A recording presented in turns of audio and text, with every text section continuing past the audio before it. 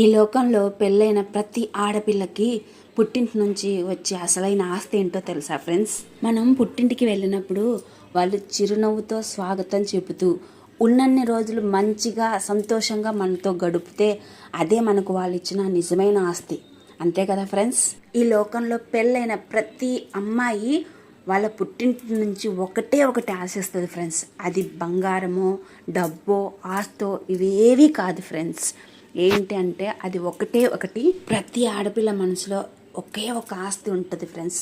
అదేంటంటే అక్కడ దొరికే కాస్త ప్రేమ, అందులో కాస్త ఆప్యాయతను మాత్రమే తన ఆస్తి రూపంలో తీసుకుంటాం. మెట్టినింటి బాధల నడుమ నలిగిపోతూ కొద్ది రోజులు కొంచెం సేపు అమ్మల ఇంటికి వెళ్ళి కాస్త మనశ్శాంతి కోసం వెళ్దాము అని అనుకున్నప్పుడు అక్కడ ఉండేవాళ్ళు, పుట్టింట్లో ఉండేవాళ్ళు అలాగే స్వాగతం ఇస్తూ, రామ్మ కూర్చో, ఏం తింటావు, ఇవి తాగుతావా ఏంటి, సన్నబడిపోయేవేంటి, అమ్మ నల్లగైపోయేవేంటి, బాగా చిక్కిపోయావురా, పాడైపోయావురా, ఇలాంటి చిన్ని మాటలకే మన మనసు కరిగిపోయి ఎంతకంటే ఏం కావాలి ఈ ప్రపంచంలో అనిపించేలా చేసేది పుట్టినిల్లు మాత్రమే.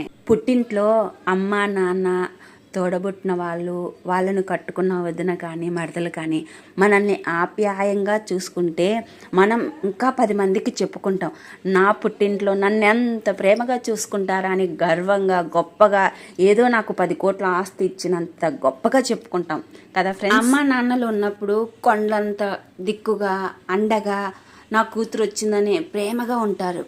అమ్మ నాన్న ఒక్కసారి మన నుంచి దూరం అయ్యాక అదే ప్రేమ మన అన్నదమ్ములో వదిన మర్దల నుంచి మనం కోరుకోవడం తప్ప ఫ్రెండ్స్? ఆడపిల్ల పుట్టింటికి వచ్చినప్పుడు అబ్బా వచ్చిందండి మా ఆడబడుచు అని అనుకోవాలే కానీ అబ్బా వచ్చిందండి ఎప్పుడూ వస్తూనే ఉంటుంది ఇలాంటివి సాగదింపులు లేకుండా మా ఇంటి మహాలక్ష్మి వచ్చింది, నా ఇంటి ఆడబడుచు వచ్చిందని నవ్వుతూ పలకరిస్తే మీరు ఏమీ ఇవ్వక్కర్లేదండి. ఆ నవ్వుతూ పలకరించే పిలుపు, ఆ నవ్వే చాలు మాకు. ఆడపిల్ల ఉన్నన్ని రోజులు పచ్చడి మతికిలే పెట్టండి, కానీ అది చిరునవ్వుతో రండి వదిన కూర్చోండి, రాక్క కూర్చో, రామ్మ తిను అని ఆప్యాయంగా పిలుస్తూ అందరూ కలిసి భోజనం చేసి తను ఉన్నన్ని రోజులు సంతోషంగా ఉంచి తన మెట్టినింటికి సంతోషంగా పంపించండి. మళ్ళీ తను వచ్చేదాకా మీ మీద అంతే ప్రేమతో అంతే ధైర్యంతో మెట్టినింట్లో తన సంసారం చేసుకుంటుంది. ఇది ప్రతి ఆడపిల్ల మనసులో ఉన్న బాధే కదా ఫ్రెండ్స్? నిజమే కదా? కామెంట్ చేయండి. మీకు నా మాటలు తప్పుగా అనిపిస్తే బ్లాక్ కలర్ సింబల్ పెట్టండి, లవ్ సింబల్. కరెక్ట్ అనిపిస్తే రెడ్ కలర్ సింబల్ కామెంట్ చేయండి. కంపల్సరీ కామెంట్ చేయడం మర్చిపోకండి ఫ్రెండ్స్.